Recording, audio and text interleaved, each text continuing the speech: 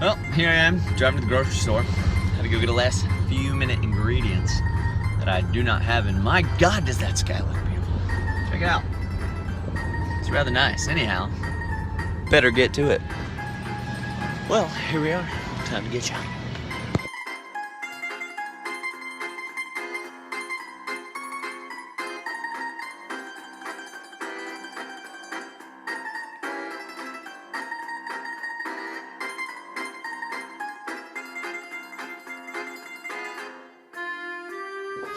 How's it going, folks?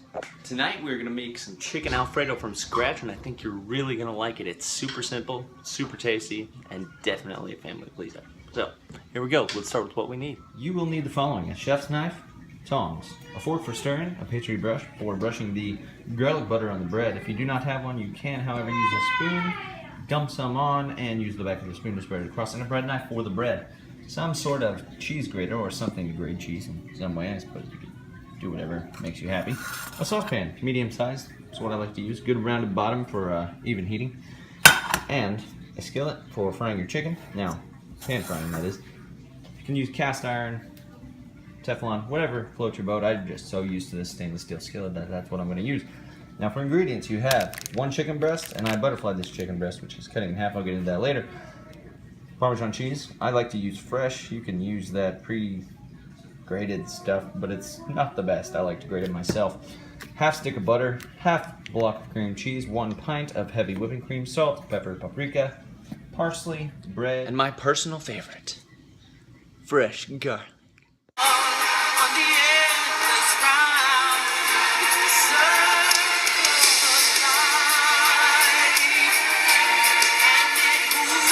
You're going to want to start by turning your saucepan on to medium, lowish heat. Go ahead and pour your cream on in there. Now do not pour your cream into a hot pan because it will burn, and you do not want burnt Alfredo, trust me. You're going to want to add a half stick of butter to that cream and half a helping of cream cheese. That's about 4 ounces, folks. Now you're going to want to let that melt down.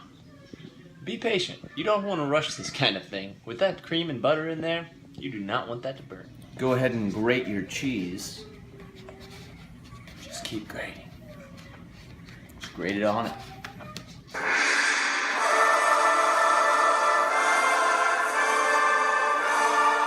Alright folks, I'm about to show you the hardest part of this recipe. Now, don't be alarmed. You should be able to get it. Get a pot of water and turn it on high. Boil some water. Use the rest of that stick of butter and melt it down. Alright, first you're going to want to crush your garlic. You use the side of your knife and just give it a little pound. Now that's going to make it a lot easier to get that peel off because, folks, that peel is a pain in the butt. Now let me tell you, you don't have to use the knife. You can just press it down with the palm of your hand if you do not feel safe using the knife.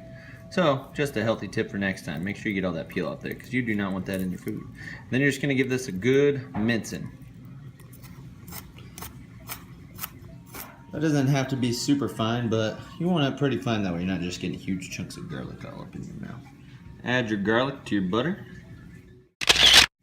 I like to get most of these big stems out of here. I'm not a big fan of having them all over my food, so then you want to give it a good little chopping. And I'll show you how to do that. Just go ahead and bunch it together with your hands. That's how I personally like to do it now. Just start chopping. Be careful not to cut yourself naturally.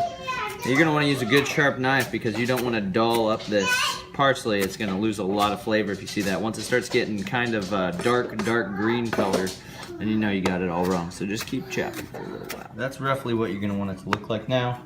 If you move it away and there's a really bad green stain on your cutting board, as you can see, this is not too shabby, then you know you've gone too far. Of course, by then it's too late. So anyways, just have a sharp blade, that way you're not just taking a dull knife at it over and over. Now I like to add a little bit of this parsley to my garlic butter mixture, as well as some paprika. Not a whole lot. And some salt. You're going to want to give your garlic butter mixture a stir. And yes, I am using my daughter's minion spoon. Why? Because this is a small bowl and it fits rather nicely in there. Try not to slop some over the side there. Now you have a perfect garlic butter. Oh, wait. You definitely want to add some Parmesan cheese to that. Trust me, it's going to be fantastic. Now you're going to want to lather up your bread with that, which we'll go over here in a moment. Make sure you keep that all stirred up now. You don't want it to burn. Trust me. While I'm here, I'm going to go ahead and turn on my skillet to medium-high heat. As you can see, we're all melted down here now. So now it's time to add the cheese and garlic. Go ahead and add 1 minced clove of garlic to your sauce. Now, I personally like to use about that whole wedge of cheese, just about. I like to save some for garnish as well. So now you're just going to want to stir that all in there. Stir it all in. That cheese is going to melt down. It's going to create a great sauce. While that's all melting down and cooking and getting ooey gooey and delicious, we're going to move on to the chicken. Alright, here we have a whole chicken breast. Now I butterflied this earlier, which I held down with my hand, cut through it on the side like that.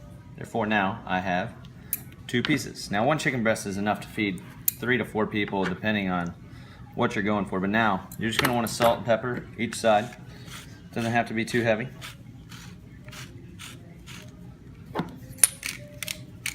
I like to use coarse grain pepper when I'm seasoning meats. It tends to stick in there a little bit better. And flip them over, hit those sides, and then you'll be good to hit the stove. Now I went ahead and cut that loaf of bread up into slices. I just got my garlic, butter, parmesan, salt, and paprika mixture here, and I'm just gonna slap that on these pieces of bread. So pretty. And that's gonna crisp up really nicely, folks, and leave a good garlicky, cheesy flavor. Almost there, folks. To your pan, you're gonna drizzle just a little bit of oil in there. I like to use olive oil personally because that's just what we have. Go ahead and spread that oil around in there. Now you're gonna want to go ahead and lay your chicken in there. Should hear a good sizzling. That's why you want to. Now since these are cut so thin, they're not gonna take too long at all. So make sure you keep an eye on them.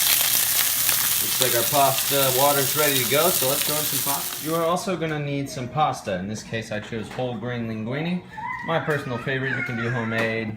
You don't have to do whole grain. You can do literally whatever you want. So this is just my personal choice. This is me personally, but I like to break my pasta in half. It just seems to make everything easier in the end.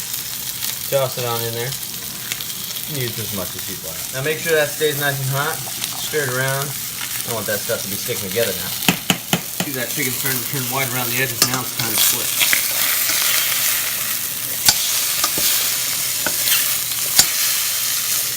Now this bread's been in the oven for about, I don't know, I'd say 5-10 minutes. Somewhere in there. I haven't really paid much attention. I pretty much just put it in there till it looks good, and I'll tell you what, folks, it's almost there. Now pull your chicken off and let it rest. That's going to help keep those juices in there as well as help finish the cooking process. And trust me, this will be nice and juicy when you cut it up. So I'd say let it rest for about 5-7 minutes. Alright folks, I'm cutting this chicken. Look at that. Perfectly cooked. Still nice and juicy.